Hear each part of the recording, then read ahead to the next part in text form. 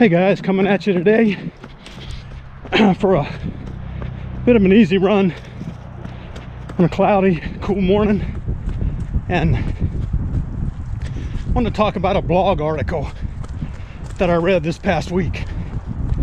And the gist of the article was basically that you should always use a training plan, whether you're training for a specific event or not. And at first I just laughed at it. I'm like, who needs a training plan? Just go out and train. But the more I thought about it, the more I said, well, she's got some valid points. And I thought about the only two times in my life when I used a training plan, and they were both very successful, two different ways.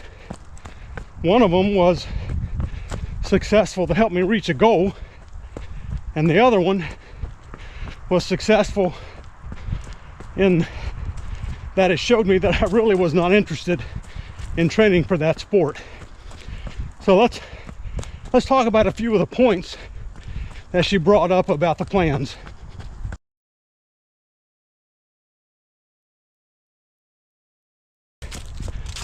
And I thought about the two plans that I used and how I kind of agreed with those points in different ways.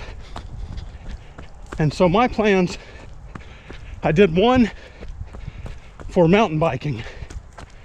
I actually bought a plan for intermediate mountain bike racing, and it was tough, and it was basically 6 days a week, easy rides, long rides, doing some skill work, and I followed it pretty regularly.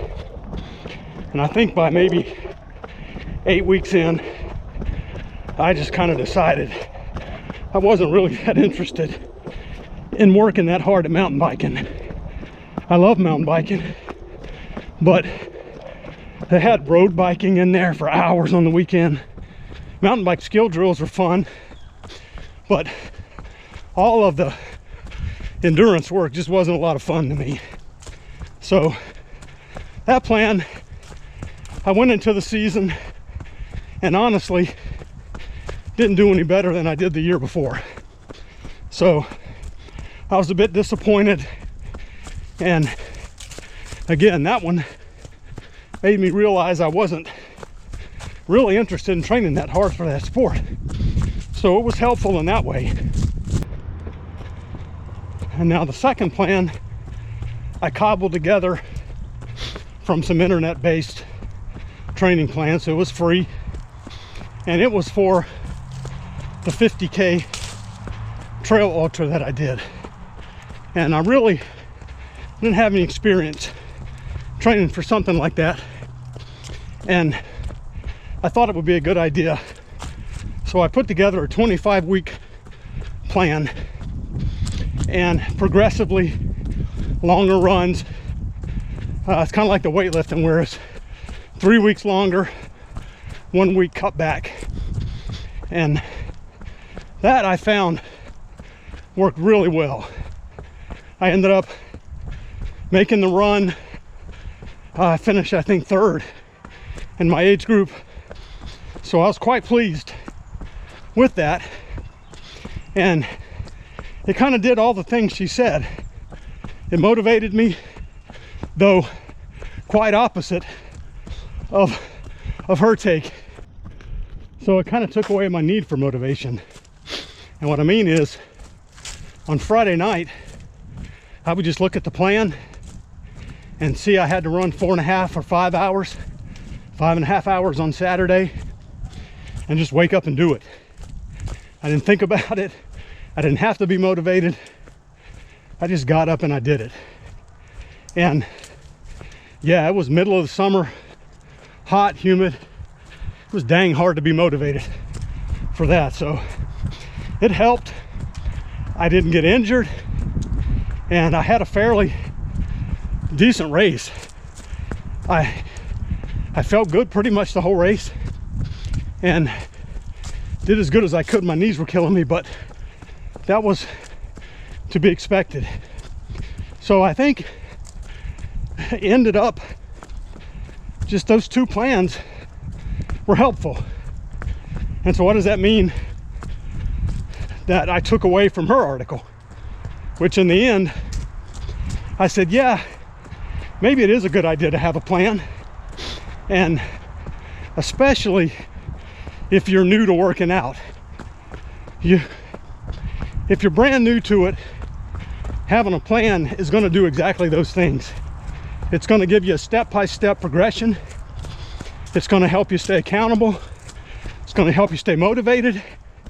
And even if you're not training for a goal race, it'll keep you in shape enough that should you decide to do a race, maybe 6 or 8 weeks of a little bit of faster running, and you're right there at the starting line.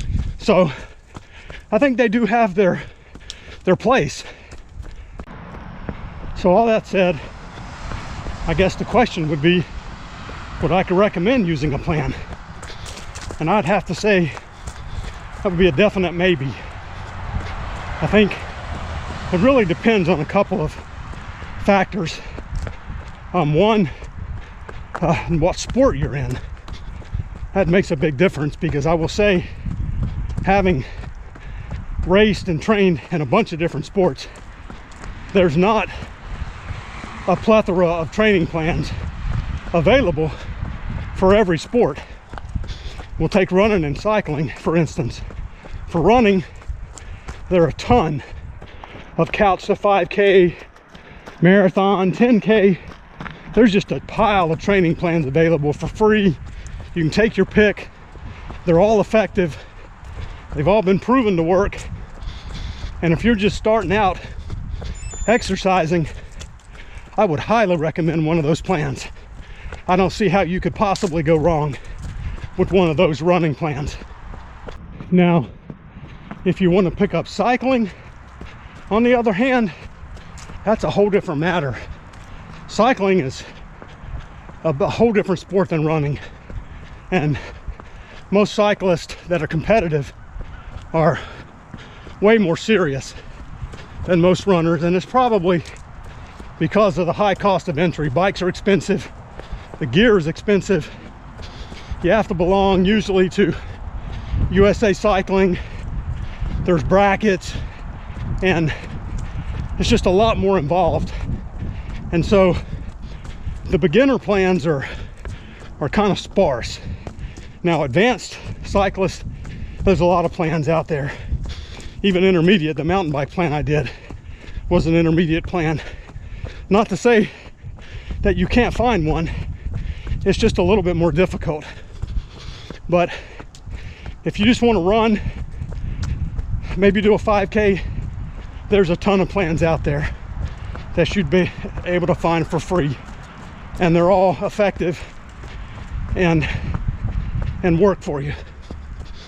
And then two, I think it also depends on how long you've been exercising. If you just start out, I think it's very important to have a plan. Number one, because it's easy to get injured when you first start. Two, you do need that accountability and a little bit of motivation. And then three, the plans are proven. So tens of thousands of people have followed those plans and gotten positive results. And the likelihood that you will too is very high. But if you've been training for years and you kind of know your body, you don't have any problem being motivated, then I would say maybe not. It would be up to you whether you want to use a plan or not.